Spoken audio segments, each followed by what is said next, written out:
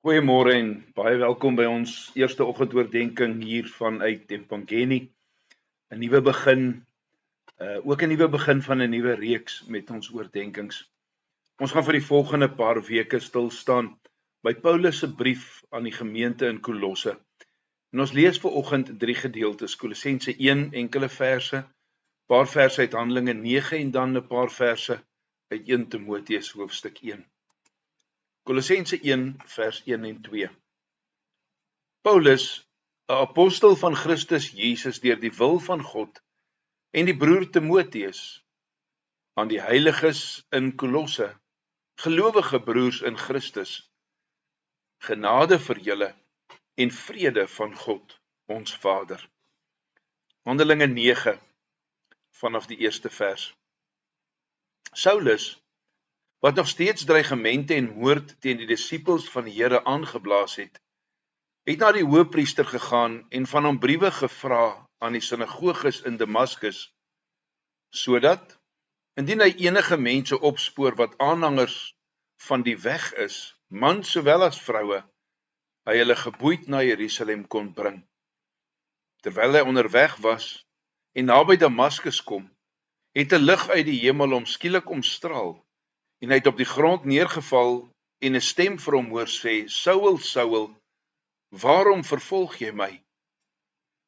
Hy het gevra, wie is u, Here?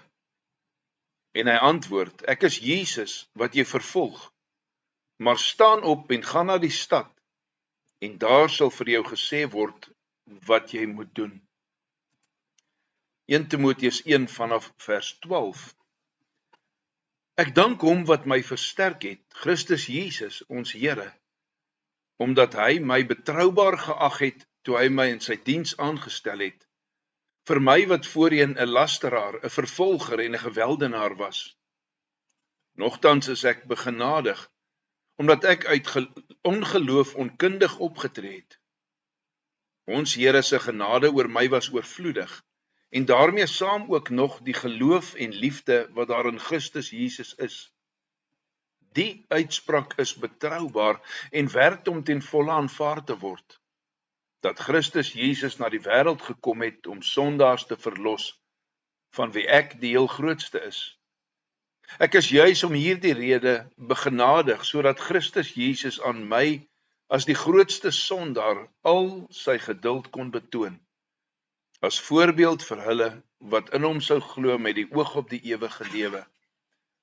Aan die koning van die eeue, die onsterflike, onsienlike, enigste God kom toe, eer en heerlikheid vir ewig en ewig. Amen. Geliefdes, soos gebruik in al sy briewe, begin Paulus sy brief aan die Kolossense met 'n apostoliese groet. Paulus identifiseer homself as 'n apostel van Christus Jesus deur die wil van God, om sy lesers daaraan te herinner dat dit wat hy sê, hy met die gesag van Christus sê. Ja, wat Paulus in sy brief skryf, kan dus nie na die een kant toe afgeskit word nie. Ons kan dit nie maar net op sy skuif nie. Want hierdie woorde is nie net Paulus se woorde nie, maar juis die woorde van Christus self. Wat 'n wonderlike ding is dit nie om bedag te wees op hierdie werklikheid wanneer ons die wyses lees waarop Paulus sy lesers aanspreek nie. As Paulus dan, wat homself identifiseer as 'n apostel van Christus, met jou en my praat, of met die gelowiges in Kolosse, dan spreek hy hulle aan as die heiliges en die getroue broers in Christus, in Kolosse dan. Nou moet ons vanoggend eerlik wees en ons moet almal erken dat geen kerk volmaak is nie, dat geen gelowige sonder sonde is nie. Elke kerk en elke gelowige aan hierdie kant van die hemel is vol sonde. Daarom is elke kerk aan hierdie kant van die hemel vol sondaars. Maar die wonder van die evangelie is dat sondaars soos jy en ek, en sondaars soos die Kolossense, so lank gelede, iets heel nuuts geword het. Iemand heel nuuts geword het. Heiliges en getroue broers in die Here Jesus Christus. Ja, Paulus se oorspronklike lesers het in die stad Kolosse gewoon. Dit is waar hulle gewerk het en waar hulle daaglikse take verrig het. Kolosse was hulle fisiese ligging, soos wat jy en ek deur die land en deur die wêreld in ander plekke is. Maar Paulus kom en hy vertel ons dat hulle geestelike ligging in Christus was. In Christus, in wie hulle gekom het om deel te hê aan die voordele van verlossing. En hierdie selfde voordele geld ook vir ons vandag. Dat ons heiliges is en getroue broers is in die Here Jesus Christus. En ons gaan die volgende paar weke hierby stil staan. Kom ons dank die Here God dat hy jou in die Here Jesus Christus ingebring het in sy familie. Kom ons bid vir die genade om in die lig van hierdie werklikheid voluit te kan leef. Kom ons sluit ons oë. Onse liefdevolle God en ons Hemelvader, Here, ons dank en ons loof U vir hierdie dag. Ons dank en ons loof U dat U in beheer is, dat U weet waarheen ons op pad is. Dankie Here vir U genade, dat U ons kom haal uit ons sondige bestaan, dat U ons deur Christus heiliges noem. Heiliges wat bestem is om eenmal saam met U te wees. Here, lei ons vandag, gee dat ons in hierdie dag U naam sal eer. Gee dat ons in hierdie reeks U sal leer ken, soos wat U deur Paulus dit aan daardie gemeente so lank terug geopenbaar het. Ons loof en ons prys U in hierdie dag, in Jesus se naam. Amen. Geliefdes, ons sing vanoggend saam Skrifberuiming 1-6 en ons sing al 3 die verse. Oh